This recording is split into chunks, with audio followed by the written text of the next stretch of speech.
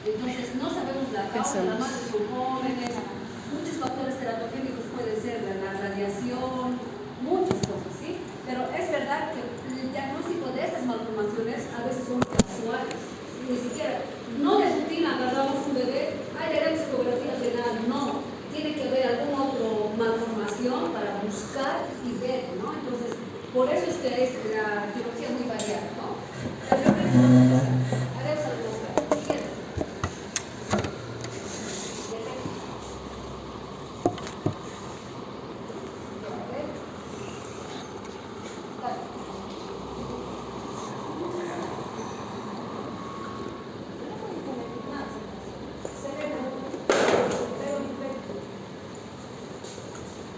Para la siguiente ya sabes, ¿no? Entonces, no sé. Enfermo, deprimido, enamorado, no sé. Excelente. Lo básico, al punto, ¿no? Por eso, si tal. Si ¿de qué vas a saber?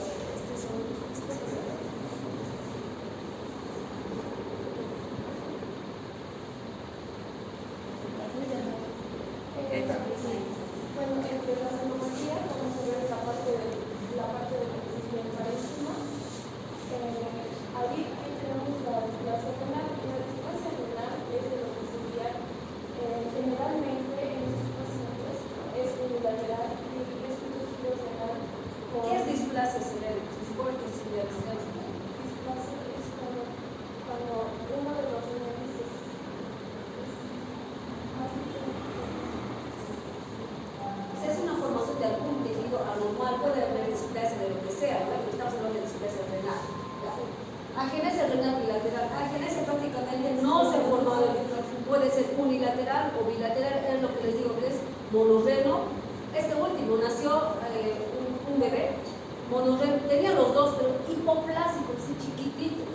Desde el principio no orinó en renal, obviamente sin riñones no se puede vivir. ¿Cuál es el otro? Unilateral, ya sabemos, no es displasia, la enfermedad renal multiquística. Los niños nacen con varios quistes en el pulmón, digo en el riñón, puede ser unilateral o bilateral. ¿Qué más? Bueno, como presenta varios quistes y como presenta varios quistes en el cuerpo arterial, eso altera la función de la red. Luego, como tiene varios quistes, también afectaría lo que sería su función. Ya, excelente. La presencia de los quistes en los riñones, si va a ocupar en el parénquima mismo espacio, ¿qué va a ocupar? Va a haber función renal disminuida. Ahora, ¿un niño puede vivir con un solo riñón? Sí, pero si su función no está normal, puede que sí, puede que no. ¿Sí? Entonces, en todo caso, si toditas estas se ve en la práctica. Bueno, después se le sigue la parte del parénquima, lo que sería la irrigación renal, es decir, que el riñón está pequeño, es una reducción del tamaño del riñón. Y también tenemos lo que sería toda la clasificación a nivel de los uréteres, lo que es el reflujo vesicoureteral, es decir, bueno, aparte de las malformaciones renales que solamente estamos mencionando, por favor, porque ustedes van a ir revisando de poco todos, ¿no? Hay las malformaciones a nivel de los uréteros. En este caso, hay una estenosis ureteral, o sea, son estrecheces que es a nivel puede ser del inicio del uréter al medio o al final, ¿sí? Esto causa lo que es el reflujo vesicoureteral, entonces hay un retorno de la orina que produce la orina hacia abajo y viceversa, ¿sí? Entonces, estas anormalidades se presentan cuando hay alteración de los uréteros. entonces aquí tenemos el grado 1 y el grado 2, el grado 3 y el grado 4 y el grado 5. Estos de aquí se les juzga al paciente porque puede desaparecer con el crecimiento. Y el 13, 4 y el 5 en realidad son quirúrgicos. La estenosis ureteral, es decir, que hay una estrechez, entonces en la unión de lo que sería piel ureteral, entonces al haber una estrechez puede causar una hidronefrosis en lo que sería en la pelvis renal, y eso puede causarnos infecciones urinarias, inconformes en el parénquima. Excelente. Hay niños que nacen con hidronefrosis. puede ser leve, moderada, grave. Entonces el tratamiento va a depender del grado. Si es leve, entonces probablemente se va a resolver espontáneamente y hay que hacer un seguimiento. Mientras la función renal esté conservada, entonces no pasa nada, ¿no? Pero sí hay niños que no se comen con entonces. Después tenemos lo que sería la fermentación renal, en lo cual esto es benigno y es un hallazgo ocasional que puede ser completa o incompleta. En la incompleta se llega a lo que sería la vejiga con dos uréteres y en la incompleta se bifurca. Se bifurca, pero van a llegar a la vejiga. En lo que sería a nivel de la vejiga. Es entendido, ¿no? La ubicación a veces se entiende, ¿no? Entonces que no nacen con prácticamente con doble, sí puede ser. Puede desembocar en uno solo en la vejiga o por separado. Lo que sería la extrofia vesical es lo que vemos en esta imagen, es de que la vejiga se va a la parte exterior, entonces este es un efecto del desarrollo de lo que sería la pared abdominal del bebé. Y a nivel de la uretra, tenemos lo que serían las válvulas de la uretra posterior, que es un crecimiento. Es un crecimiento de las membranas en la uretra que provoca un estancamiento de la orina. Este estancamiento de la orina es una hipertonía o infección que se presenta en los varones. Entonces va a existir lo que sería una patología obstructiva, causando una hidronefrosis.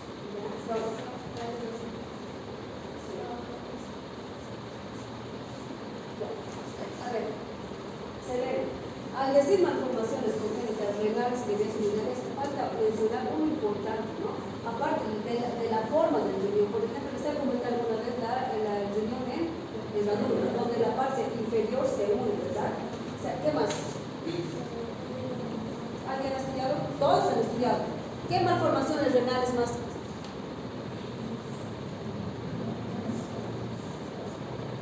¿Qué malformaciones renales más han estudiado, chicos?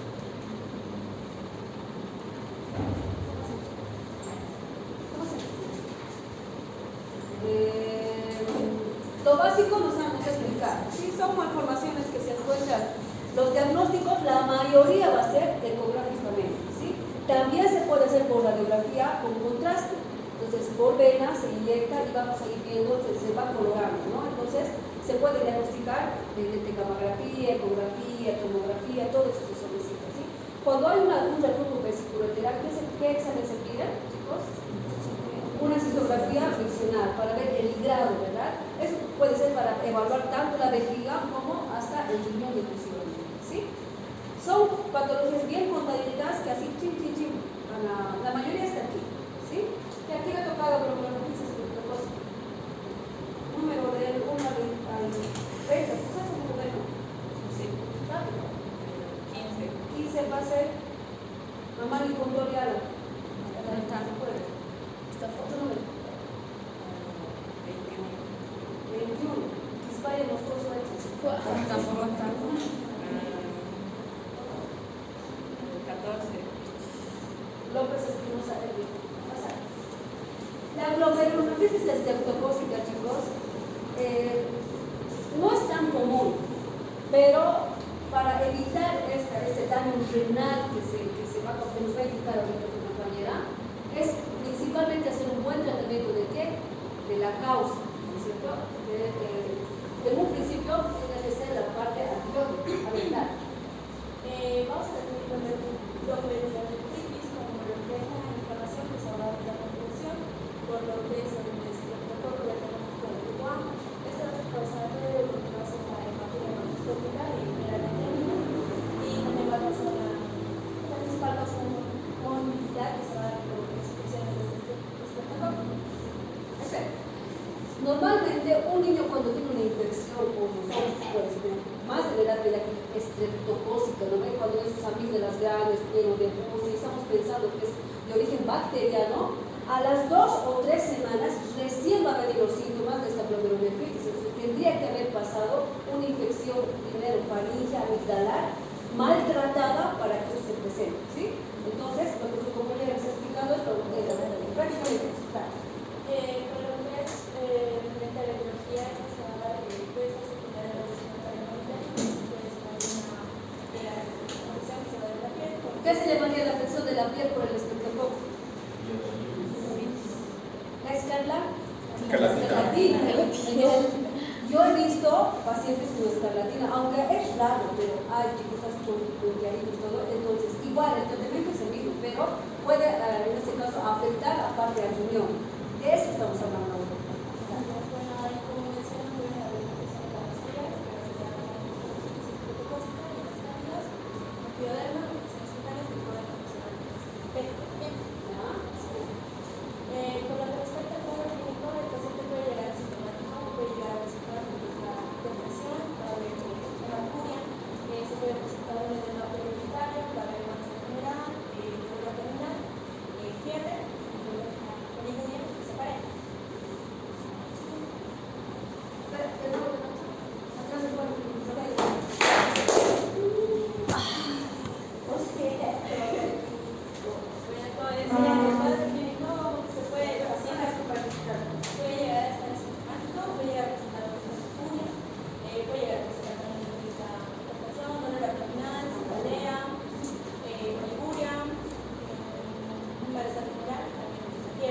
Bueno, así como en la garganta presenta disfagia, fiebre y todo esto, lo mismo, pero en cambio cuando afecta la parte renal, lo principal es la hematuria. Entonces los niños empiezan a hacer sangre orina con sangre.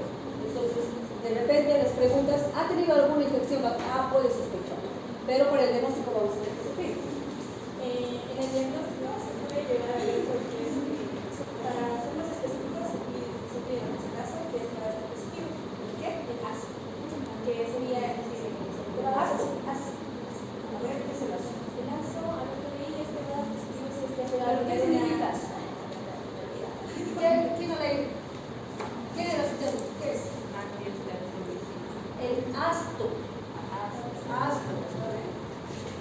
pero es para positivo porque se puede dar el Pero en un porcentaje, no es que eso le pide es positivo y ya. O sea, solamente un porcentaje puede que sea positivo, ¿verdad? Después también puede llegar a presentar la C3 baja. Para confirmación igual se puede llegar a pedir una tomografía renal. Se puede llegar a pedir una resonancia magnética en caso de que presentar también. ¿Por qué se pide ecografía? Ecografía renal se podría pedir cuando ya en casos graves, por ejemplo, una insuficiencia renal aguda, evoluciona el cuadro de... ¿Qué esperas ver en ecografía? ¿Qué te dicen que está yendo mal? ¿Quién sabe? ¿Cicatrices? No, porque es agudo. ¿Qué ven? Tú que has mencionado, ¿por qué le pides una ecografía? Ya, para empezar, en un inicio, el análisis de orina sí o sí.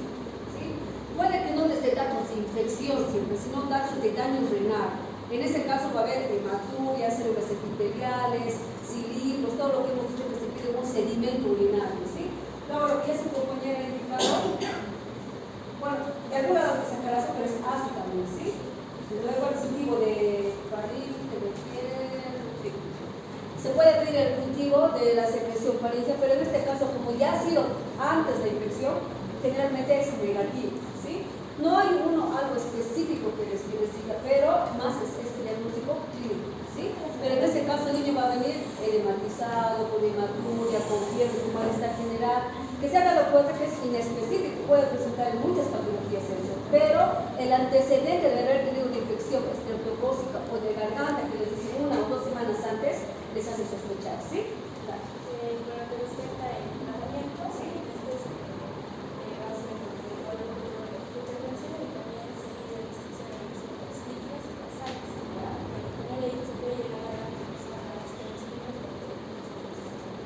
Bueno, el niño va a venir edematizado, se dice restricción de líquido, ¿no? O sea, hay que ir valorando todos los signos vitales, porque hay niños con esta patología que pueden venir muy afectados, ¿sí? Con mucha fiebre, muy edematizados. Si hay edema secundario, el edema se va a ver hipertensión. Entonces todo eso se va controlando. Es autolimitado, es como que la garganta de 7 a 10 días va pasando, ¿verdad? Es lo mismo. Entonces solamente se hay que hacer un control clínico. ¿Sí? ¿Qué más? con lo que vi respecto al pronóstico, Bueno, ese tema es cortito y bonito, ¿no? Siguiente, ¿quién le tocaba? Sí, no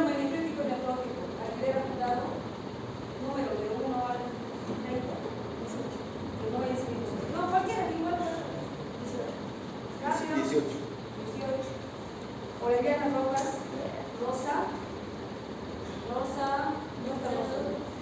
¿Está? Yo no lo sé. Siguiente. 19. Madonna Oyaner, Madonna Helen, ¿está? Pereira era lo ¿qué número soy? 21. Yo quería salir en ese tema.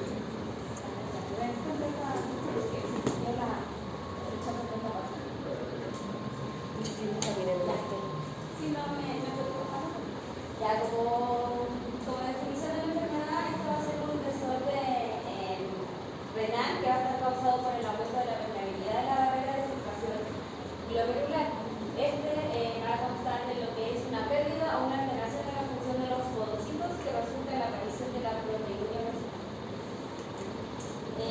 Su clínica básicamente va a ser, o se va a caracterizar por lo que es la proteinuria en rango nefrótico, que va a ser en una ¿Esta es la clínica? No. Es la característica de... ¿Ya dijiste esto? No, eso no todavía no. Ah, la teología dijiste. Es lo que está... ¿Esta es la teología? Es la teología. Teología, ¿qué hora está? Eso. Renato, ¿por qué no se te teología? La pasada, claro. Pero ¿quién? ¿Por qué será que los niños de la nada se van a hinchar, de la nada van a tener proteinuria? No, hombre, a ver. Ya. ¿Qué estoy? En cuanto a la introducción, como un concepto de lo que es el síndrome nefrótico, este va a ser un desorden renal que va a estar causado por un aumento de la permeabilidad de la barrera de la filtración glomerular. Este se va a producir, ¿por qué? Por una pérdida o una alteración de la función de los podocitos. Este va a resultar en lo que es la aparición de la proteinuria masiva, que es algo con lo que se va a caracterizar el síndrome nefrótico. Vamos a encontrar, o se va a caracterizar el síndrome nefrótico por lo que va a ser una proteinuria en rango nefrótico. Esta va a ser una excreción urinaria de proteína superior a 50 miligramos sobre kilogramos por día. De igual forma se va a caracterizar por lo que es una hipoaluminemia, que va a haber una concentración de alumina sérica inferior a 3 gramos sobre decilitros o 30 gramos sobre litro. De igual forma se va a caracterizar por lo que es el edema y la hiperlipidemia. El edema lo vamos a explicar más adelante. ¿Por qué? ¿Quién ha estudiado? Por si acaso lo que pregunto, y si alguien responde correcto, o sea, se va a tomar todo en cuenta desde ahora, porque tienen que recuperar. Doctora, o sea, ¿a qué se refiere con la etiología? O sea, ¿por qué se produce? por la disminución de las proteínas, ¿eso se refiere? Por la hipoalbuminemia. ¿Qué? Etiología. Levante la mano, ¿qué? Si no me recuerdo, creo que la diabetes, ¿Perdón? la diabetes y la hipertensión. ¿Quién ha leído? Ya que todos en la nebulosa, anótense. ¿Sí? Van a repasar. Ya, está. En cuanto a lo que es la clínica, principalmente vamos a encontrar lo que es el edema, como mencionaba anteriormente. En el 20% de los casos pueden encontrar lo que es una presión arterial elevada, en el 25% de los casos una hematuria, una insuficiencia renal que es menos probable, una hepatomegalia o un dolor abdominal. Entonces, ¿por qué se caracteriza el nefrótico más que todo? Por la Edema, por proteinuria, por albuminemia, y ¿qué por más? la hiperlipidemia. La presión elevada más característico es el síndrome. ¿Qué te dice de tú también? Sí, sí. Ya. Ya. Ahora, enfocándonos un poquito en lo que es el edema, que es una de las clínicas más características del síndrome nefrótico, este va a aumentar gradualmente y se va a volver detectable cuando la retención de líquidos supere del 3 al 5% del peso corporal. Principalmente el edema va a comenzar a nivel perioritario y luego va a seguir lo que es a extremidades y finalmente se va a localizar en lo que es a nivel abdominal, produciendo lo que es la citis. Ahora, algunos pacientes pueden desarrollar igual lo que es la nasaca. Ahora, algunos niños van a desarrollar lo que son los signos de la disminución del volumen, que va a ser la taquicardia, la vasoconstricción periférica, puede presentar lo que es oliguria, una disminución de la tasa de filtrado glomerular, la elevación de la renina, de la aldosterona y la noradrenalina y el plasma. Excelente, pero ustedes dirían, ay, pero si está edematizado el niño, le debe estar sobrando líquido. ¿Por qué tendría tendría que estar con datos de bajo gasto? ¿Qué me puede responder? Porque ¿quién sabe? Dije que el niño está edematizado, lo que dijimos que un dato es el edema. Sí. Pero aquí se supone que está con edema, le debe estar sobrando líquido. ¿Por qué tendría que presentar estos datos de bajo gasto? Porque taquicardia, vasoconstricción, oliguria. Más fuerte, ahorita. Tal vez porque hay una presión a nivel de los pequeños vasos en el... Es algo simple que un estudiante de primer año puede saber. ¿Quién sabe? Así lógica nomás.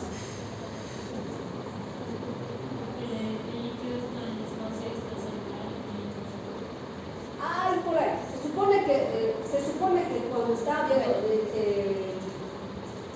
por la presión oncótica, ¿sí? Sí, es muy Entonces, al haber una arrastre de proteínas, porque va a eliminar proteínas, ¿verdad? Entonces va a pasar al líquido extracelular, ¿sí? Entonces, por eso hay datos de bajo gasto. Y dependiendo del grado que esté afectado, el niño inclusive puede hospitalizarse, ¿no es cierto? Claro. ¿Lo vas a recuerdo?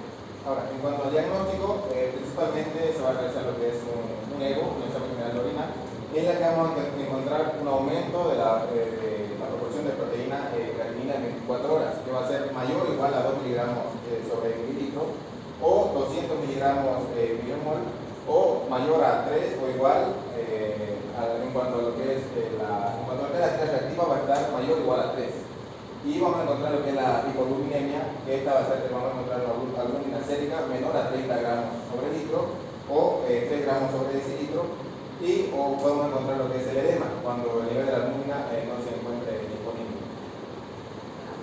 Ahora, en cuanto a lo que es un hemograma, vamos a encontrar lo que es la hiperlipidemia, en la que vamos a encontrar un colesterol total mayor a 200 miligramos sobre decilitros, y los triglicéridos van a estar mayor a 200 miligramos sobre decilitros. En cuanto a lo que es la hemoglobina y el hematocrito, pueden aumentar en niños con lo que cursan el síndrome nefrótico. Las plaquetas pueden llegar a lo que son los 500.000 o 1.000.000 de recuentos. Y en cuanto a lo que son los electrolitos, puede presentar una hiponatremia, el potasio sérico puede ser alto y el calcio sérico puede estar disminuido. Bueno, todas estas alteraciones en la sangre se dan en estudios, pero ¿por qué? ¿Por qué? ¿Por qué es característico la hiperlipidemia?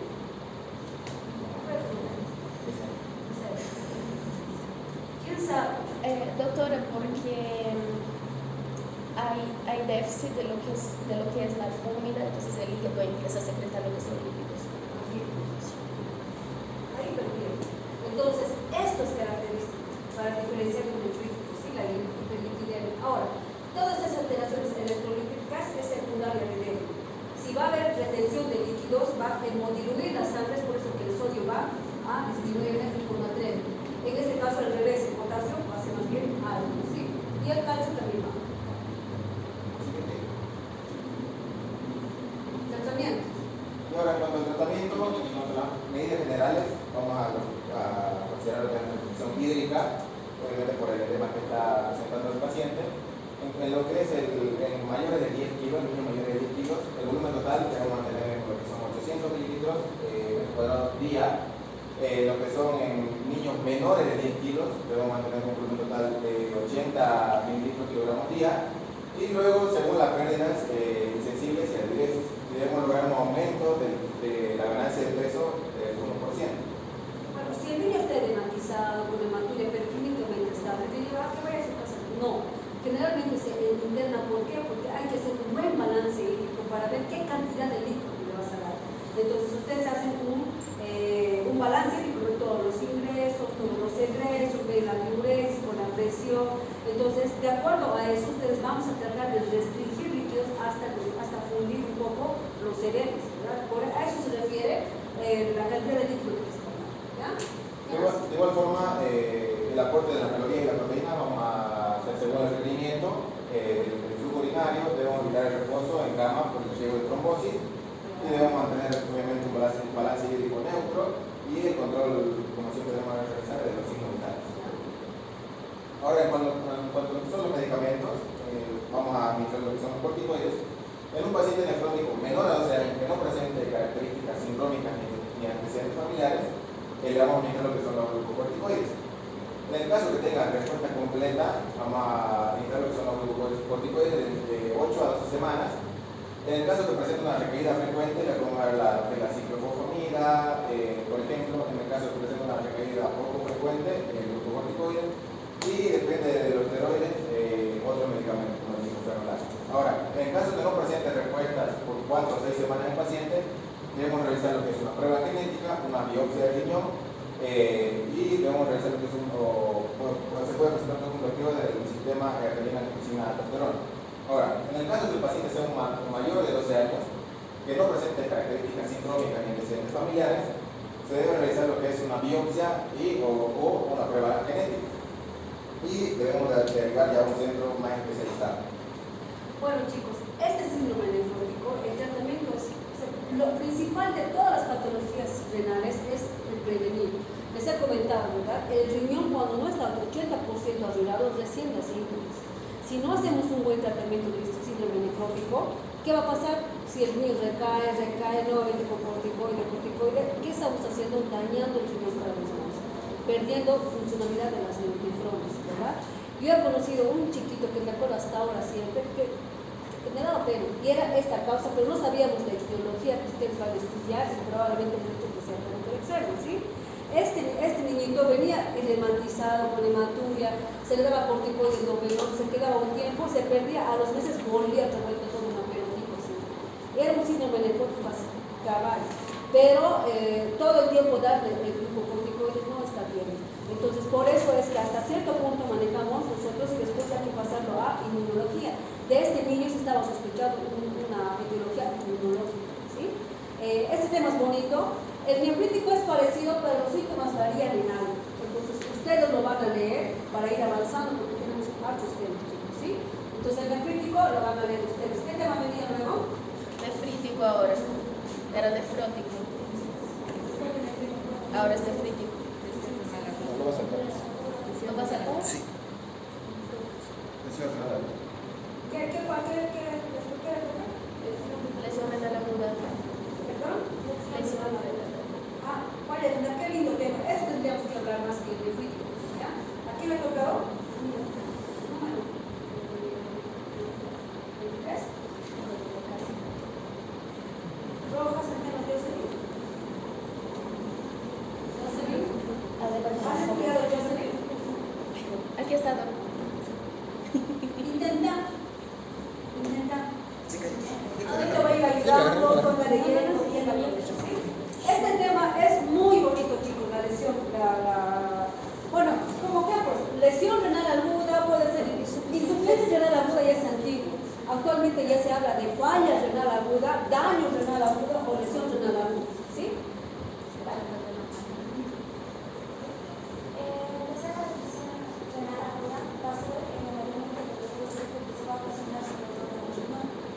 Esto va a provocar que el filtrado glomerular vaya disminuyendo y acumule lo que son los desechos de la parte de la orina, como el FUM, que es el nitrógeno vegetal en la sangre, y la creatina. Está bien, pero dependiendo de la causa, no solamente puede ser brusco, sino crónico, paulatino, donde ya llega un daño renal agudo más severo, ¿sí? ¿Eso entendido, ¿eh? Chicos. Ya, esta mayormente se puede clasificar según la clasificación del médico, que esta se utiliza sobre todo para evaluar lo que es la creatinina y la que se va a producir según los parámetros de la orina para certificar sobre todo la lesión renal aguda. No sé por qué estos temas antes, tendría que venir etiología, bueno, pues ya vamos a hablar, ya que está este cuadrito aquí. Bueno, se han estudiado varios tipos de clasificaciones para ver el grado de daño renal.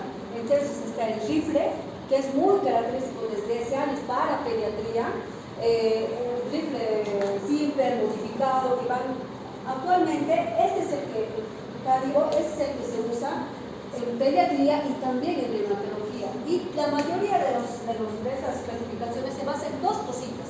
¿En qué? En la creatinina sérica, el valor de creatinina sérica que tú tomas y la diuresis horaria. Se ubica. Una creatinina normal en un niño, ¿cuánto es, chicos? Dependiendo de la edad, puede ser inclusive neonatos, dependiendo de la edad gestacional. Pero ya cuando son niños, generalmente de 0,6, 0,7, 0,8 hasta 1 quizás. Pero ya cuando pasa 1, 1,2, 1,4, ya estamos hablando de que puede haber daño renal. Entonces, en este caso, se divide en 3 estadios. 1, 2, 3, ¿no? Aquí indica la creatinina sérica cómo tiene que ir en ascenso cuando tienes una creatinina de base. Tú le tomas, digamos, ha nacido un bebé asfixiado, no piensas que le ha afectado el riñoncito, obviamente le ha afectado. Le tomas función renal, su creatinina, digamos, es 1,2, allá está alterado. Tienes esa creatinina de base, entonces aquí pones cambio. Si sube paulatinamente, vas clasificando de acuerdo a estos 3, ¿sí? Y la diuresis. Estos bebés que tienen asfixia es normal que no orinen, o sea, que no orinen mucho. Entonces, este es el volumen y lo peso que generalmente se toma cada 6 horas. Entonces, no es capaz no van a ser ustedes mejores, qué sé yo, pero en general, para evaluar la función renal de cualquier niño, ya sea de un niño nefrítico, de un neonato que esté con insuficiencia, con daño renal, esto se usa. ¿Sí? Dale. Según la parte de psicología, se divide en 3 renal, intrínseco, que va a ser comunicación sobre el riñón, y la postrenal. Bueno, antes de eso, esto ustedes ya lo conocen. O sea, ¿ya llevan nefro de adultos? Sí. Es lo mismo. La pre-renal, ¿por qué es? Por falta de volumen, de líquido. Eso puede ser en un niño deshidratado, ¿eh? La pre-renal, falta de líquido. Las renales por daño del mismo riñón, como que más o menos. Todas las malformaciones congénitas que hemos visto. Y las postrenales obstructivas, tumores, cálculos, estenosis, eso se entiende, ¿no ven? Pero actualmente es que va cambiando las cosas. Por ejemplo, esto ya es antiguo, ya no lo toman como esta clasificación así, pero en general, para que se conozca, está bien, ¿no?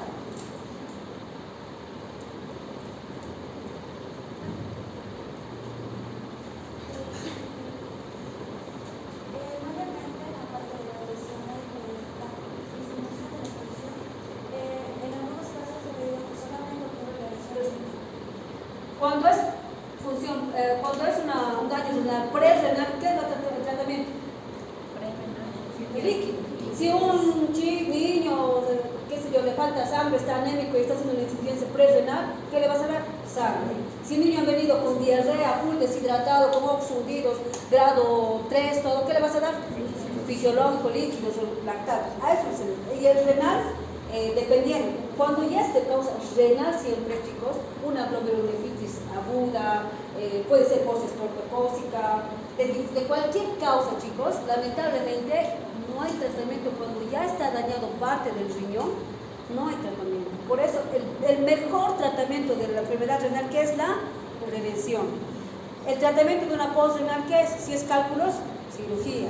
Si es tumores, cirugía. ¿Qué más? Si es estenosis, cirugía. Entonces, todo eso a eso se refiere. Siguiente. Clínica, a ver. Primeramente, queremos que se les ha dado polemia para verificar la causa, sobre todo. También hay que ver si Antes de decir, no has puesto causas.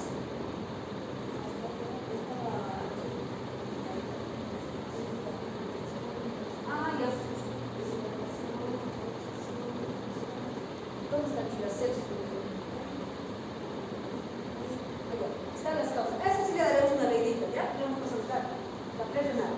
Puede ser por deshidratación, sepsis, hemorragia, hipoalbuminemia. Esto es lo que dijimos, lo que grave. El mecanismo es lo mismo, por la disminución de la presión oncótica. Una insuficiencia cardíaca puede dar secundariamente a una insuficiencia renal, ¿verdad? ¿Cuál? Las intrínsecas. ¿Ya? ¿Qué más? Disminución de la boletia intravascular, vascularización, obstrucción renal. Esto es cuando ya prácticamente está alterando la función misma renal, ¿cierto? Y la postrenal por todo lo que hemos dicho, por lo mismo que se habla. Siguiente.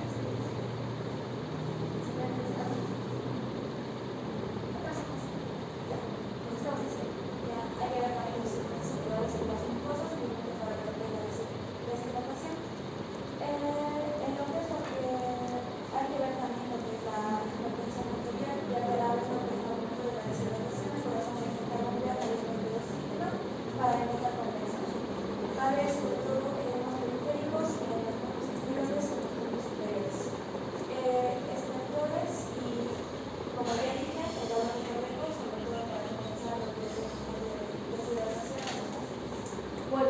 cuando hay una alteración renal, chicos, es grave, ¿no? Porque ya va a empezar a fallar también el corazón. Lo primero que se va a dar, que es una diuresis, va. Entonces, ¿qué va a empezar el paciente a hacer? Un edema, va a empezar a retener líquidos, ¿no? Entonces, por eso es que el tratamiento principal para el insuficiencia renal es los diuréticos. ¿Para qué? Para tratar de barrer ese líquido que se está acumulando. Si hay mucho líquido y ya que el riñón no está funcionando bien, por eso dice estentones, datos de sobrecarga, es lo mismo que es antes explicado. Parecería que le sobrara líquido. No, el riñón no funciona bien por alguna de las causas que hemos mencionado y es por eso que se va reteniendo. Cuando hay alteración de la función renal, repercute la función a la larga cardíaca. Sí o sí, ¿no? Sigue. Para hacer el diagnóstico de orina tenemos que ir a la general de orina, ver lo que es el seguimiento, la proteinuria, si es que se presenta, sodio urinario, la osmolaridad, la expresión natural. Esto es mayormente si se va a ver una visión, como ya indicaron en el síndrome nefrótico, es que va a haber una alteración en los glóbulos, que esto va a ser el aumento del tamaño de ingresos cavidades. Entonces va a haber el ingreso de las proteínas y va a haber la expansión de los líquidos para hacer espacios. Esto es normal. Bueno, esta tablita lo que estoy viendo es lo que ustedes pueden solicitar y deben hacer. Por ejemplo, el sedimento se pide ¿qué? Un examen de orina. Las proteínas, ¿dónde se piden? Esto es de orina, también la de orina. También se puede pedir obviamente la proteína, ¿no ven? El sodio urinario, esto se saca con una formulita en la orina, ¿sí? La osmolaridad se saca con una fórmula también, ¿no ven? Que es generalmente sanguínea. Y la extracción parcial del sodio que también es en una, bueno, te pide, es una fórmula larga, donde te pide creatinina plasmática, creatinina, 4 cosas te pide, y es el resultado que pide acá, ¿sí? Entonces, estas cosas que ustedes están pidiendo con un daño renal, entonces, ¿cómo está alterado? Según la causa de esa crisis. Si hay hipovolemia, ¿cómo va a estar? Si hay necrosis tubular aguda, por ejemplo, la necrosis tubular aguda es característica de lo que les he mencionado de una asfixia, por ejemplo, que lleva a una isquemia. Se supone que por falta de oxígeno no lleva buen oxígeno al riñón, empieza a ¿qué pasa? Hace una necrosis tubular aguda. Si esto se instala, ya está. Entonces, aquí una nefritis intersticial aguda, glomerulonefritis que hemos hablado, puede ser de diferentes causas, puede ser aquí la posis propósita que tendría que tener esto y por obstrucción. ¿Qué tal que un diafragma o cálculo está obstruido, por eso no funciona bien el riñón? Entonces son características que esto tienen que saber. Por lo menos saber qué se pide cuando se está sospechando en un daño renal en general. ¿Sí? Sí. ¿Qué vimos? También se puede pedir la radiografía, mayormente se puede pedir en casos de cardiopatía o por una hipertrofia de los ventrículos o una congestión pulmonar o si se presenta con dolor pulmonar. Exacto. Esto ya generalmente es una insuficiencia renal un poco más crónica, ¿no? Donde ya hay acumulación de líquido, ya está afectando el corazón, ya está metiendo líquido a nivel pulmonar. Para eso se sospecha de alguna alteración cardíaca. ¿Sí? Una ecografía renal Es mayormente para ver lo que es la funcionalidad del riñón. Al haber lo que es la exclusión de los líquidos, se va a producir lo que son la hidronefrosis como aumento de compensación. Estos vienen según grados, pero el más grave es el grado 3. Hay que ver lo que es la parte de uretra, también esta se puede empezar a engrosar, ya que son indicativos de obstrucciones en la parte de los neonatos en una renal o una nefromegalia. Ya, a ver, vuelvo a preguntar esta pregunta. ¿Qué podemos ver en la ecografía, chicos? En un daño renal, la causa que sea. Resulta que es un chiquito de 6 años de edad que ha tenido deshidratación full, cuando era chiquitito ya ha quedado dañado su riñón. Le piden una ecografía, porque después de eso, cuando ya se ha diagnosticado un daño renal, hay que hacer un control, por lo menos semestral, para ver cambios a nivel ecográfico en los riñones. Pero ¿qué ven? ¿Para qué ven? ¿Qué tendrían que ver? No, ¿qué ven? Ya, uno, bien, evalúas el tamaño del riñón, por eso en un informe de ecografía te dicen, ¿no? Primero que hay 2 riñones, segundo te dicen que es el tamaño, incluso algunos te dan valor de referencia, en niños debe ser tal tamaño, en adultos tal tamaño, te dicen, ya, tamaño, ¿qué más pueden pedir? Ya han llevado imagen, ¿no? Sí. Ay, no, mami, ¿cómo no saben? Algo básico. ¿Qué componentes tiene el riñón, para empezar? Ustedes parten un riñón, ¿y qué tienen que ver? Las pirámides en la Primero la zona corti, luego esos triangulitos que están ahí. La zona medular. La zona medular, ¿no ve? Entonces, lo que se ve son primero las densidades. Les voy a hablar como para que me entiendan, ¿sí? La zona cortical, si está su densidad disminuida, o en otras palabras, medio blanco, en otras palabras, quiere decir que está disminuida la función. Hacen una relación entre la densidad de la parte medular con la cortical. ¿Qué áreas están más hipogénicas? ¿Disminuido o no? Entonces, esa relación van haciendo para ver si hay alguna función, un daño renal, ¿sí? La biopsia es más para alteraciones genéticas, ¿no? En caso de que no se sepa la causa. ¿Sí? El tratamiento generalmente se va a colocar lo que son los políticos para disminuir la inflamación. En algunos, si es que no existen, si es que existen signos de sobrecarga. También hay que administrarles suele ser un isotónico con una dosis de 20 ml kilogramo durante 30 minutos y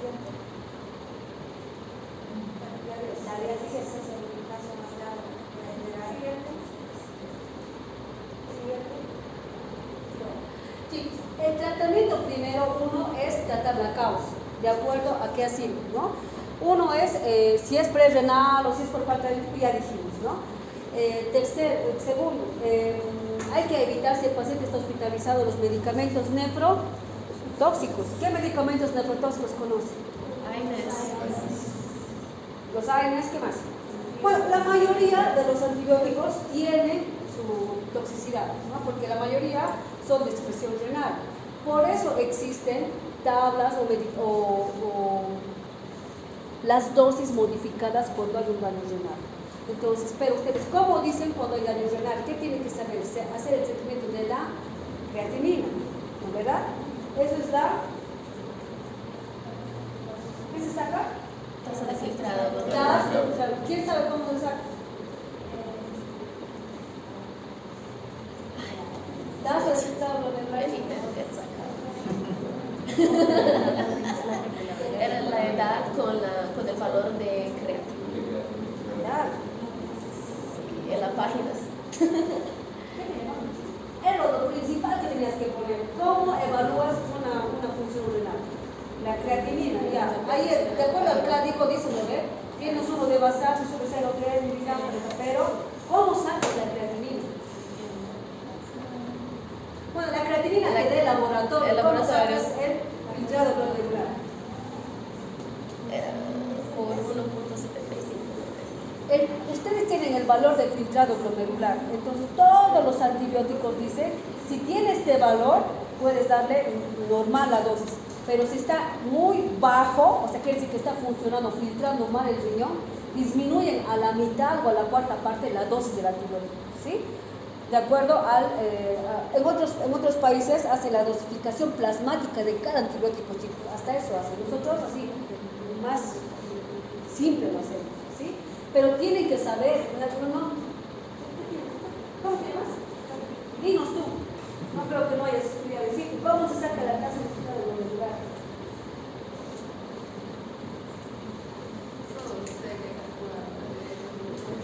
O sea, agarras tu celular, una pinche aplicación, pones La verdad que se ponía la edad. ustedes van a ir al campo, a la provincia, y no tienen ni tenencia que el campo, la antena. Chicos, tienes. Si no me equivoco, el peso dividido por una constante por la No, peso yo no sé. ¿Quién sabe? Fuertes. ¿Ya? Excelente. ¿Y la constante de dónde chingón sacas? Hay para prematuros, para los de términos, para niños normales, que generalmente 0.33, 0.66. Pregunta de examen, chicos, y después me dicen la doctora, anótense lo que les digo porque yo me acuerdo lo que les voy a preguntar, ¿sí? Este filtrado glomerular les sirve mucho para dosificar los medicamentos en daño renal, ¿sí? ¿Qué otro tratamiento más hacer? Evitar nefrotóxicos, ¿sí? Pero si el niño ya está con daño renal y no orina, está edematizado, ¿qué pueden dar? Ya, diuréticos. Sí, se puede dar. ¿Cuál es el primer diurético? La furosemida endovenosa. Tenemos pacientes, chicos, que están así en falla renal, cero, así, oligúrico, anúrico. En primera instancia, antes de hacer la diálisis, primero siempre tratamos de forzar, ¿qué cosa? La diuresis con furosemida endovenosa, ¿sí? Podemos darle de 1 a 2 miligramos kilopeso, dosis, cada 2 horas, cada 4 horas, cada 6 cosas, de tratar de forzar a este riñón. Si logramos rescatar la función, excelente, pero y si no, chicos, a veces ya tenemos que hacer diálisis peritoneal o hemodiálisis en niños más grandes, ¿sí? Aparte de eso, sí, siempre de la mano una alteración renal, va alteración de ¿qué? De los electrolitos, porque se supone que toda la parte del riñón maneja los electrolitos, ¿verdad? Entonces, si hay alteraciones, también se debe corregir las alteraciones de los electrolitos, ¿sí? ¿Qué más? ¿Hay algún vasoactivo que la ayuda? Sí, es controversial el uso, pero se usa, la dopamina. Todas las aminas, más que toda la dopamina, a cierta dosis tiene una función renal. ¿Qué quiere decir? Que ayuda al funcionamiento del riñón para que vaya filtrando. Pero si a su más le das y no orina, ¿qué van a hacer? Chicos, de verdad, hemos tenido bebés, una semana no orinaban. Les hacíamos diálisis peritoneal, a ver, de 5 que hemos hecho diálisis peritoneal, 1 sobrevivió. La mayoría fallece por las complicaciones. Cuando el riñón ya falla, empieza a fallar todo, ¿sí? No vamos a hablar mucho de la técnica de los diálisis peritoneal, es una técnica sencilla. Se pone un catéter que es el de Telkov, que es se pone a nivel del peritoneo, un catéter donde vas administrando líquidos.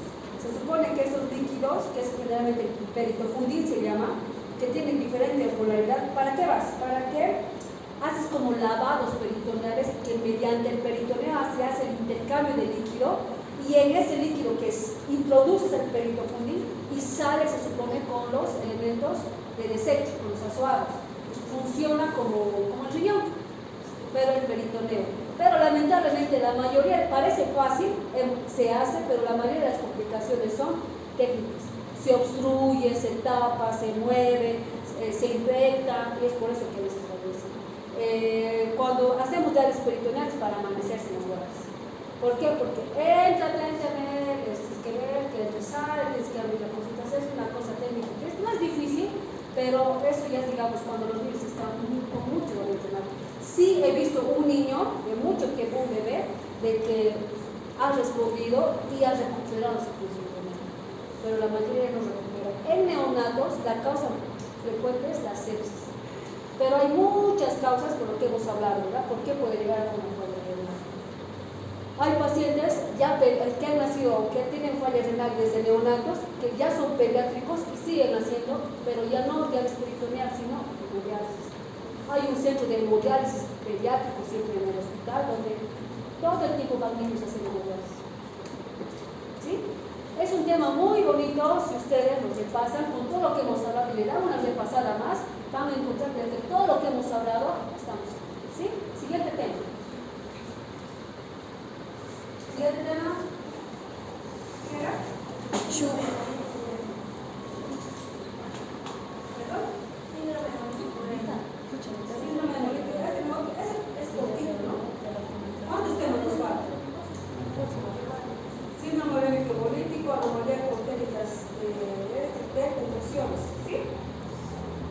Convulsiones, ¿verdad? Tenemos 4 temas en media hora. No alcanzamos, ¿no, chicos? O sea, ¿cómo esperan que vamos a hablar de todo? Y para la siguiente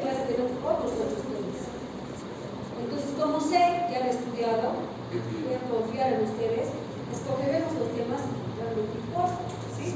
Por ejemplo, el síndrome urémico hemolítico es un daño renal secundario a una bacteria E. coli, pero de la subcepa de la Shigella, que causa insuficiencia renal por el daño endotelial, ¿sí? Causa anemia, trombocitopenia e insuficiencia renal aguda. Esa es la triada del síndrome hemolítico urémico. Todo lo demás, cuadro clínico, todo eso, es algo tranquilo, ¿sí? Eso lo vamos a pasar, ¿sí? Ya. No los van a estudiar ustedes.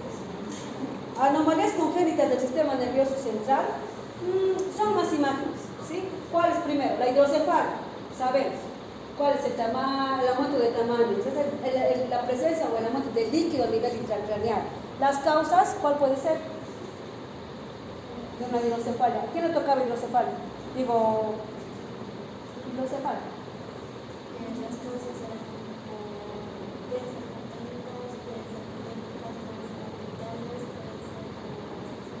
porque no me conocemos Ya, pero las más conocidas, ¿por qué causa?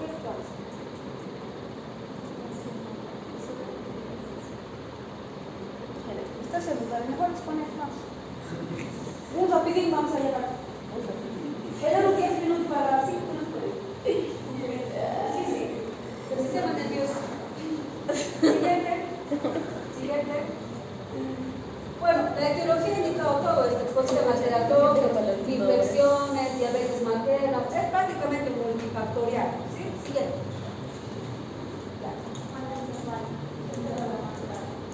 ¿Ya?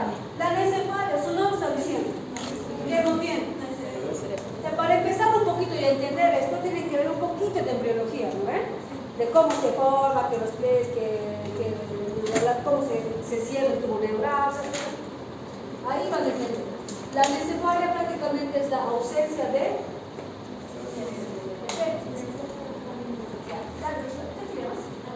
A ver, necesito que nos expliques resumido esto, pero rápido. Claro. La anencefalia es la ausencia del encéfalo, el cráneo y la médula espinal. El cuadro clínico es que los fetos suelen ser grandes y sin cuello, y la cabeza es pequeña. La epidemiología, uno de cada 10.000 casos. La fisiopatología es por el fallo del cierre del tubo neural. El diagnóstico, una alfa-fetoproteína que falta Sentencias, ¿ya? Tratamiento, ¿qué se va a decir? Varios, chicos, varios. Y saben qué increíbles son los ginecópatas. ¿Cómo no pueden diagnosticar un bebé que no tiene cabeza? Todo normal, nace sin cabeza, o sea, sin cráneo, no cabeza, ¿no? Sin cráneo. Hemos tenido, nacen algunas veces vivos. Viven a veces minutos, viven a veces horas, a veces días. ¿Qué te tiene que hacer? Nada. Si nace vivo y estás medio asfixiado, medio así, ni reanimar ni nada, porque esto es prácticamente, ¿cómo es? Contraindicado a la vida, ¿cómo es? Incompatible con la vida. O sea, ¿quién va a vivir sin cerebro? Nadie, ¿no ves? Siguiente. Entonces, falta. Es un trastorno en el que por diferentes motivos aparece un exceso de líquidos cefalorraquídeos. Las causas pueden ser congénitas y adquiridas. Las congénitas van a ser porque va a haber una estenosis del conducto del cirio, problemas en el desarrollo del fetal y malformaciones del sistema nervioso central. Y las adquiridas van a ser porque va a haber una hemorragia interventricular y va a haber traumas y tumores. ¿Va? La fisiopatología se debe... ¿Estudió o no? ¿Y tu tema?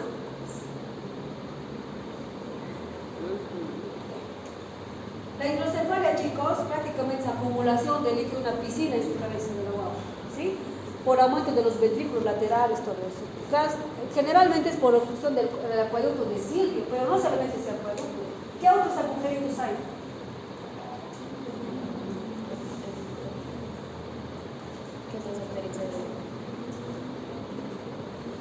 ¿Por dónde circula el líquido cefalorraquídeo? Ahí está, ahí está. ¿Quién sabe la circulación del líquido cefalorraquídeo? Bueno, el cuadro clínico, o sea, prácticamente las guaguas nacen con su cabeza como sandía. Así, marciano. Igual los ginecólogos. Niños sanos, así, y salen así. Vivos de paso y con hambre. O sea, obvio, y hay niños que viven años con hidrocefalia. ¿Por qué? Porque el tratamiento, ¿qué es? ¿Qué era? La válvula ventrículo-peritoneal. Es una valvulita donde se conecta, eso opera el neurocirujano. Se pone por dentro de la piel y el líquido va drenando hacia el peritoneo. ¿Qué hace? Que disminuye la presión intracraneal, todo eso. Y los niños como plantita, así se viven.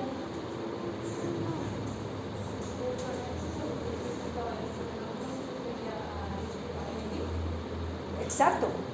O sea, eso decía, ¿no? Para eso vamos a hablar de otra cosa.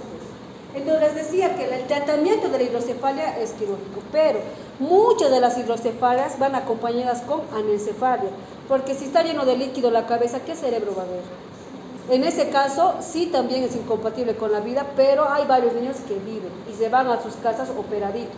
Ahora, no solamente la causa es, a veces es no iatrogénica, pero, por ejemplo, una sepsis, que haya hecho un SID, digamos, y haya hecho una hemorragia, esa hemorragia, si esa ha sido grado 4, no se reabsorbe, ¿qué hace? La complicación siguiente es hidrocefalia. O un asfixiado que ha faltado oxígeno, hacen hemorragias y secundarias hemorragias, ¿qué es? La hidrocefalia, ¿sí? Son, por ejemplo, una meningitis, una infección igual, una secuela de la meningitis, ¿qué puede ser? Una hidrocefalia. No siempre es congénito, ¿sí? Pero el tratamiento es el mismo. Ahora, en una hidrocefalia puede haber convulsiones, eso se trata con anticomiciales, ¿sí? ¿Qué más se ve? Siguiente. Hidrocefalia, que lo contratan, siguiente. Se lo largo.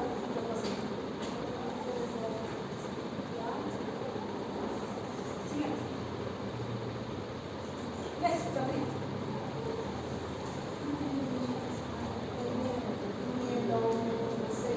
Prácticamente el mielo, su nombre está diciendo mielo meningo, o sea, meningo es de las meninges, ¿verdad? Y mielo de la médula espinal. Es una producción de todo eso a nivel de un canal vertebral, ¿sí? Igual tenemos bastante allá, ¿sí? ¿Cuáles son las causas?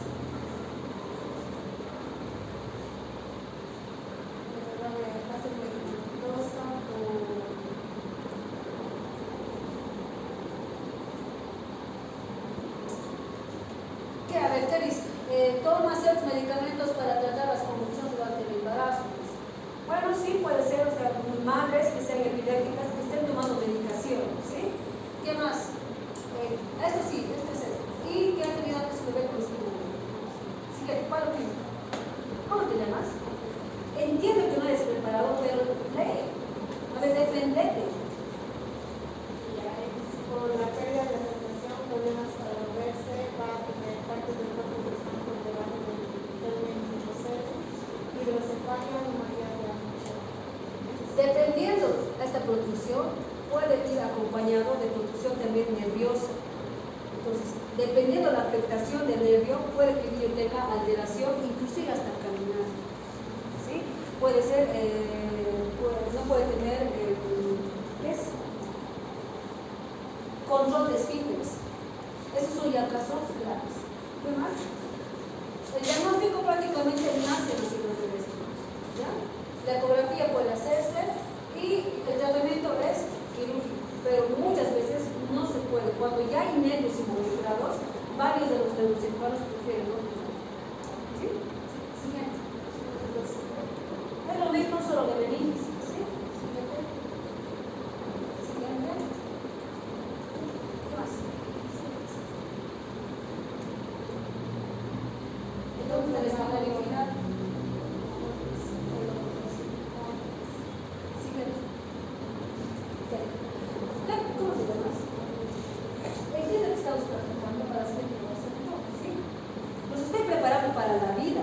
Porque cuando ustedes echen a internos, les van a hacer preparar temas, a defender, así, ¿sí? Bueno, es un tema, va a entrar al examen los que hemos visto, ¿sí? Van a hacer una visita y le van a pasar porque dicen por el libro, ¿ya? Siguiente, TEC. ¿A quién le tocó TEC? Este tema es hermoso. Simple y hermoso. ¿Quién le tocó TEC? TEC. ¿Cómo se dice? Fisher, tú ves poner porque me acuerdo que es bajo. Necesito que te explayes aquí ahorita mismo. Dale. Ahora sí, a ver. Con voz de mando, así como vas a decir a tus. Cuando seas decir de tus intentos, a ver. El TEC es cualquier lesión física del cuero cabelludo y del cráneo. Esto puede ser leve, produciendo un simple hinchazón, o puede ser grave, produciendo un daño cerebral. Esto se mide por plasma. Tenemos plasma de 14 a 15, una gravedad leve. Es caracterizado por que el paciente está normal o leve somnolencia. Tenemos grado de 9 a 13, que es moderado. El paciente está confuso, somnoliento, presenta vómitos. Menor a 8 es grave. Paciente en coma, respuesta pobre y tiene confusiones. Bueno, chicos, el traumatismo, como su nombre dice, ¿no? Es un daño de un mecanismo externo, ¿sí? Que puede dañar desde el cuero cabelludo, inclusive hasta tener hemorragia intraparenquimatosa, ¿cierto? Entonces, eso es literatura pediátrica. ¿Sí? El Glasgow es así, hermano. ¿Has hecho Glasgow? Sí. Ah, es de TEC. Signos de alarma. Tenemos vómito persistente, pérdida de conciencia, convulsiones, sangrado por nariz y oído, rinorrea o ortorrea, alteración del comportamiento, como es irritabilidad o letargo, fontanelas abogadas, lactantes. Tenemos hematoma en región temporal, de mayor a 5 centímetros, en menores de 2 años, amnesia del evento y fractura de cráneo. Luego tenemos lo que es el ABCD, el A que es la vía aérea, B que es la respiración, C que es la circulación, D que es el déficit neurológico que se valora en el paciente, y E que es exposición, lo que es quitar de la ropa.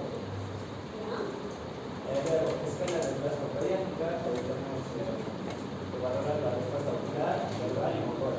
Si es que es un paciente, depende de la edad, si es un paciente que ya puede hablar.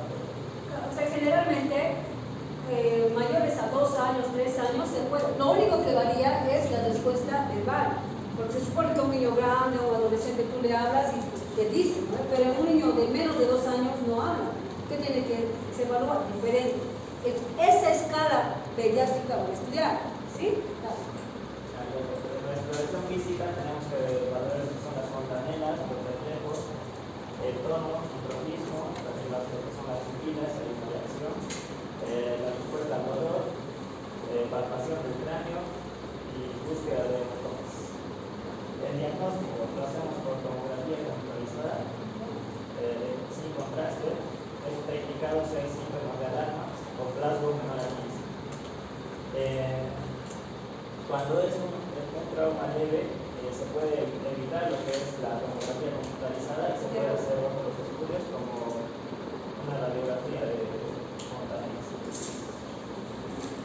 La radiografía de cráneo esto es limitada, solo se sospecha de fractura de cráneo lineal o de deprimido.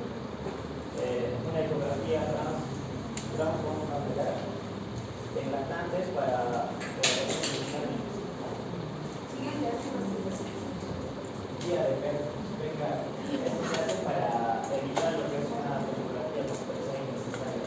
¿Se acuerda la clínica? ¿Ya? Sí. Luego, los criterios de muy bajo riesgo. Tenemos no pérdida de conciencia, no tiene vómitos, no hay comportamiento normal, no hay hematoma en cuero cabelludo, especialmente en la zona occipital, parietal o lo que es la temporal. No hay fracturas palpables, el mecanismo de trauma no grave. Y está aumentando. El tratamiento, si es leve, lo que es trauma, tenemos que hacer al paciente poner en observación de 4 a 6 horas. Esto se da de alta si es que el paciente no presenta vómitos, si es que no presenta alteración a nivel de la córnea, por eso de la visión, las emisoras se le da de alta. Pero si es que es un trauma moderado, se le tiene que hacer, por ejemplo, hospitalización, monitoreo neurológico, y si es grave, lo que se hace es la intubación y manejo de luz. Porque el paciente puede estar con vía aérea no permeable, digamos, para que se hace la intubación. Se hace monitorización de lo que es la presión intracraneal, para evitar la hipoxia, la hipercapnia y la hipotensión. Complicaciones. Tenemos lo que es la hematoma intracraneal, que puede ser epidural, subdural o intracardiomatoso. Tenemos lo que es la reanimación cerebral, las convulsiones postraumáticas, síndrome de segundo infarto, diálisis neurológico permanente y trastornos de organización. Bueno, en TEP, chicos, varía la causa de acuerdo a la edad. Por ejemplo, en niños menores de 2 años, generalmente, ¿en qué se sospecha? Maltrato, ¿verdad? Por los padres, caídas. En niños más grandecitos, ¿qué es? Por deporte, ¿por qué más?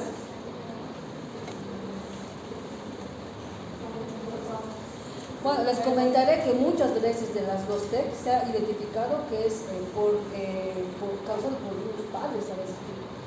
Entonces, un TEC así medio que de sospechoso índole hay que investigar, ¿sí? Bueno, el TEC, chicos, lo principal en el TEC puede ser un TEC tan leve como grave, ¿sí? Pero lo principal, hay 3 cosas que quiero que se memoricen, que hay que evitar en el TEC, o hay que prevenir. Uno que dijo Fischer, que es la hipoxia.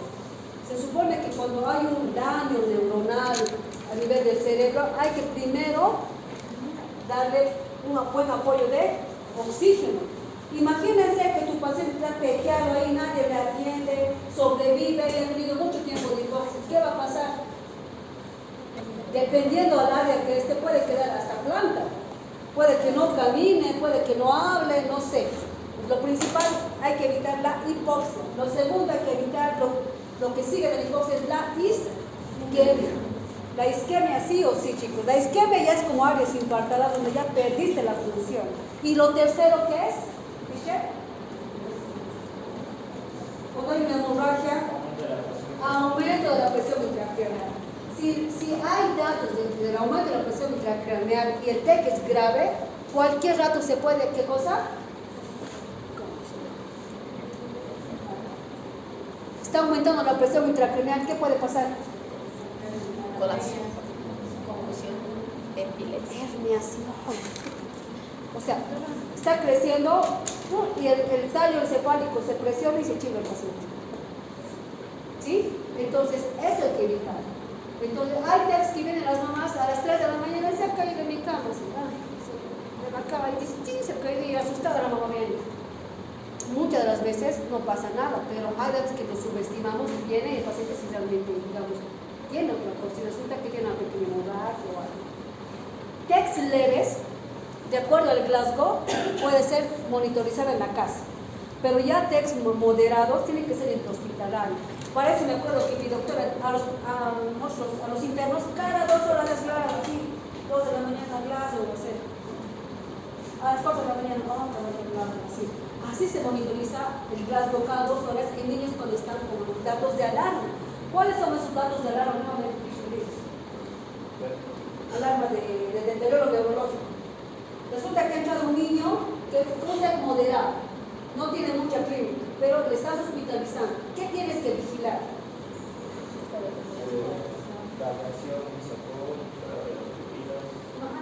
¿Qué? Estado de conciencia. Ya, ¿cómo evaluas el estado de conciencia? Uno que no se, en la práctica, a la mamá te dicen, doctora, muchos está durmiendo, no me responde. Eso puede ser.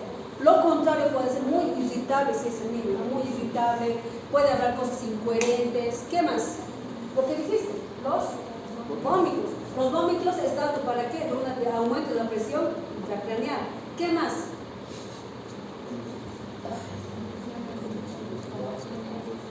Convulsiones, no hay movimientos normales. ¿Qué más? ¿De qué? Ya, pierde conciencia. Eso es el estado de conciencia, ¿no? ¿Qué más? ¿Qué más? ¿Qué más? Somnolencia, convulsiones, irritabilidad, vómitos, dolor de cabeza. Eso es, en niños más grandes es cefalea. ¿Qué más? Entonces y obviamente ya sea un seguimiento domiciliario o intrahospitalario, tienes que ver todo eso para ver si hay un deterioro, ¿sí? Ahora, esto lo de la tomografía, generalmente se va como que el especialista tiene que ir viendo si realmente amerita o no. Inclusive en las últimas literaturas ya no es necesario en test leves ni radiografía. Cuando ya es moderado, directamente es tomografía. Y en la tomografía, ¿qué vamos a ver? Las hemorragias. Lean bien las hemorragias, las diferencias de las hemorragias. ¿Cuál es más frecuente en pediatría? ¿Cuál es la más, ya que tiene que operarse ya, así? Eso quiero que vaya diferenciando. ¿Alguien sabe? ¿Alguien ha leído? ¿Cuál es la más frecuente en pediatría? Fisher, ¿recuerdas? Dural. No. Es,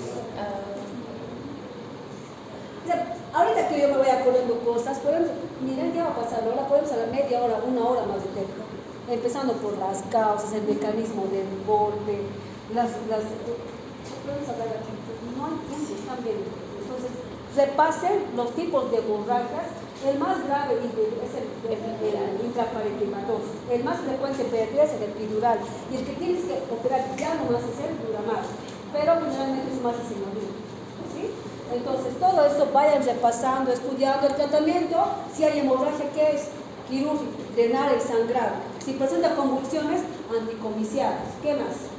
Obviamente, si está inconsciente, entrará a UTI. Va a estar intubado, en ayuno, con soluciones intravenosos, inclusive con medicación tal vez hasta aporte vasoactivo, ya un manejo más grave, ¿no?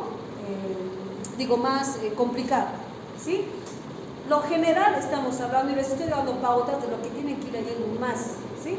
Siguiente, último, convulsiones, ¿no? ¿Quién le tocó? ¿Quién?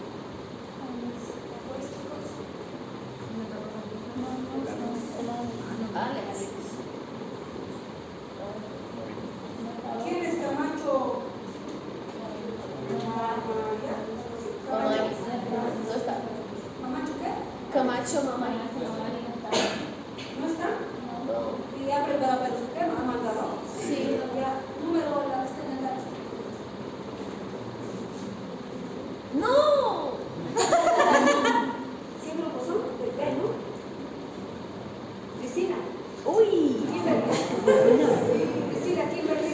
Es dijo 21, ¿no? 29. Dale, Muchi. 21 le pusieron. Mucha confusión, 3 horas podemos hablar. Pero vamos a hablar lo más básico en 4 minutos. Ya. Las convulsiones son una Dale, sí. Las convulsiones son una crisis psicosocial que consiste en una aparición transitoria de signos y síntomas secundarios a la actividad de las neuronas. No se distraigan, chicos. ¿Han puesto los que han expuesto de vómito?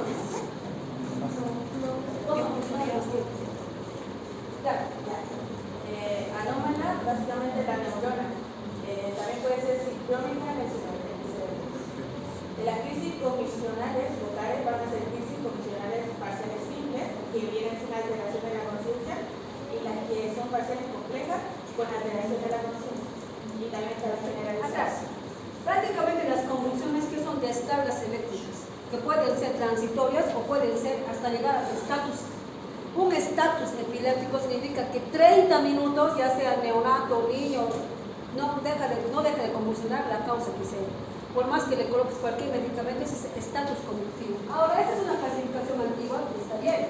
Crisis comisionales parciales o simples, o sea, sin alteración de la conciencia. Está consciente pero está convulsionando. Ahí seguramente nos va a nombrar cuáles son. Y las comisiones parciales complejas, donde sí hay alteración de la conciencia y pierden el conocimiento, ¿ya? Y la crisis generalizada, esas pueden ser focalizadas, o sea, pueden ser solo tónicas o crónicas, pero ya cuando es generalizada, prácticamente es de todo el cuerpo, ¿ya? Siguiente. La epilepsia básicamente es un trastorno cerebral caracterizado caracterizado por una predisposición permanente a producir una crisis comisional comerciales y por las consecuencias neurológicas posteriores, ya sea cognitivas, psicológicas y sociales. Esta epilepsia, chicos, muchas de las causas no se saben. O sea, de la nada puede que empiece a convulsionar. En principio siempre pensamos, lo que les comenté, de 6 meses a 6 años febril.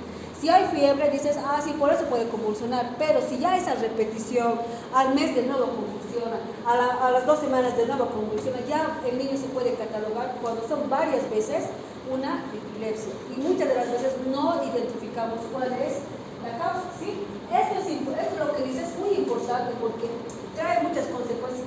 ¿Se imaginan que están así de la nada y hay personas, ¿verdad? ¿Alguna vez han visto que por la calle se botan en convulsión? Yo he visto en colegio, en escuelitas, sí, chiquitas, se asustan las guaguas, que piensan que están endemoniados, no sé qué.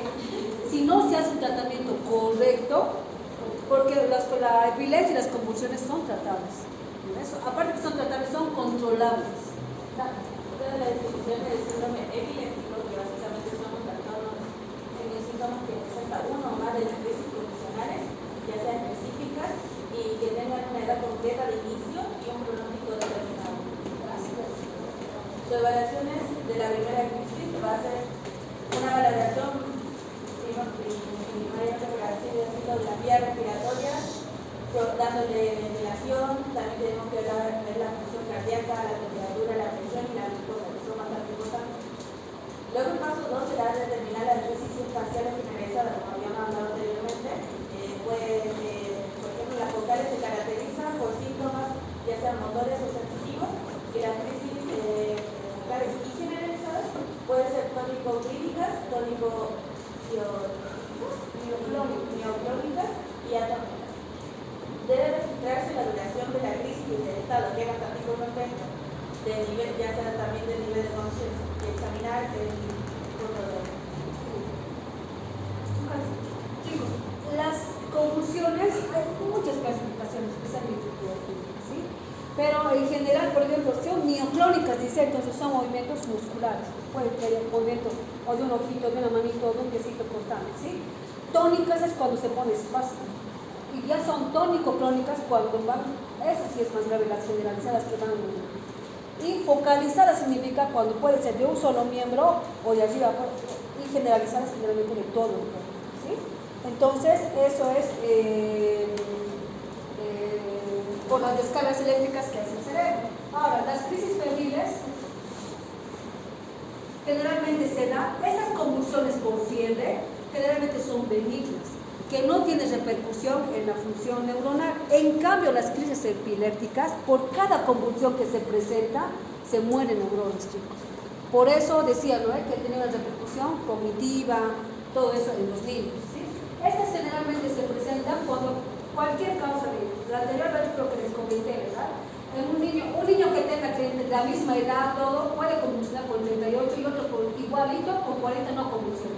Entonces, una predisposición genética individual a la convulsión, pero lo principal que la convulsión febril, que es benigna, se trata con anticonvulsivos o anticonvulsivantes. Siguiente. Evaluación. La evaluación primeramente se va a hacer una correcta anamnesis, una exploración, tratar primeramente la crisis febril aguda y la enfermedad aguda para que esto no pase más a convulsión. Primeros auxilios, dándole medicación, diazepam, pruebas diagnósticas según lo que uno está precisando, para qué diagnóstico estamos viendo, determinar los factores de riesgo también y el riesgo determinado de la receptiva y la crisis. Luego hay que asesorar a los progenitores, como son los padres, sobre el riesgo de lo que puede provocar y cómo se puede proporcionar los primeros auxilios en estos pacientes y tratar la fiebre primeramente. Luego hay que determinar primeramente también los factores de riesgo que están ocasionando esta epilepsia con posterioridad. Existen los de riesgo bajo y los de riesgo intermedio o alto, en el cual en el bajo ya no requieren de tratamiento ni pruebas, mientras que en el intermedio o el alto ya van a vivir pruebas como el electrocardiograma, la gimnasia, la adaptación con medicación también, y en casos excepcionales, tratamiento continuo. se va a basar, bueno, no sé.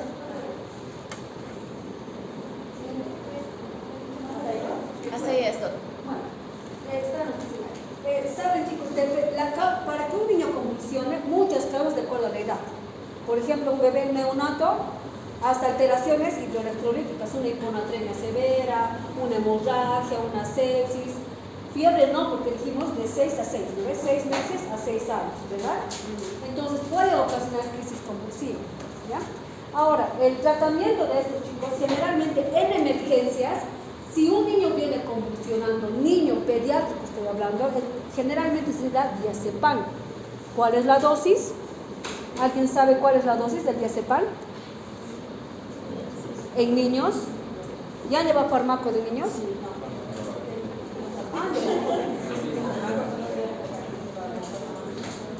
Bueno, el diazepam tiene una dosis determinada y se da por una vía determinada. Actualmente se da por vía rectal. Se diluye, o sea, por vía rectal, inclusive es más rápido que por vía endovenosa el diazepam. Un niño que viene convulsionando ya incluso tiene preparado, solamente hay que calcular la cantidad, se mete la sondita, se pone y automáticamente puede que sea la primera o puede que sea la segunda. ¿Qué tal si justo este rato no tienen sonda? Solo tengo la ampolla, ya intramuscular, no importa. ¿Cuánto vamos a calcular? Entonces van a estudiar dosis de los anticomiciales, porque si ahorita yo empiezo no voy a parar, y ustedes ya saben. Voy a empezar a hablar del diazepam, del fenobarbital, de la fenitoína, del lorazepam, de todo voy a empezar a hablar. Entonces estudien un poco el tratamiento en cuanto a dosis, que más o menos ya saben ustedes cómo les enseñamos, ¿verdad? Entonces diazepam. Ahora, escuchen chicos, es importante también mencionar, aparte del diazepam, el tratamiento anticomicial. ¿Cuáles conocen? ¿Qué otro anticonvulsivante conocen? Fenobarbital, prácticamente en primera línea, más que todo en neonatos y cuando no hay diazepam. Hay una dosis de carga y una dosis de mantenimiento, que generalmente es 20 miligramos kilopeso EB estándar. Si el niño pesa 5 kilos, 5 por 20 es 100 miligramos estándar. Y el mantenimiento es a 5 miligramos kilopeso día cada 24 horas. ¿Sí? Ahora, viene un niño convulsionando, le pones fenobarbital, ha parado un ratito, a los 5 minutos planchadito y al de nuevo empieza a convulsionar. ¿Qué tiene que hacer? Volver a dar fenobarbital, pero a la mitad de la dosis, a 10 miligramos. Nada siempre, sigue convulsionando. ¿Qué van a dar? Fenitoína, a la misma dosis. Nada siempre, ¿qué van a dar? Midazolam, que la dosis varía para neonatos, para niños, para todo. Nada siempre, porque les prometo que hemos tenido que así entra a un estatus que no responde.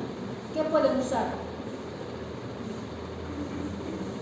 Tiopental sólido, EB, en dosis, nada siempre. Midazolam en infusión continua, en planchas. O el tiopental en infusión continua, o sea, constante. Y ahora actualmente se está estudiando que la mayoría de los protocolos están en el educación.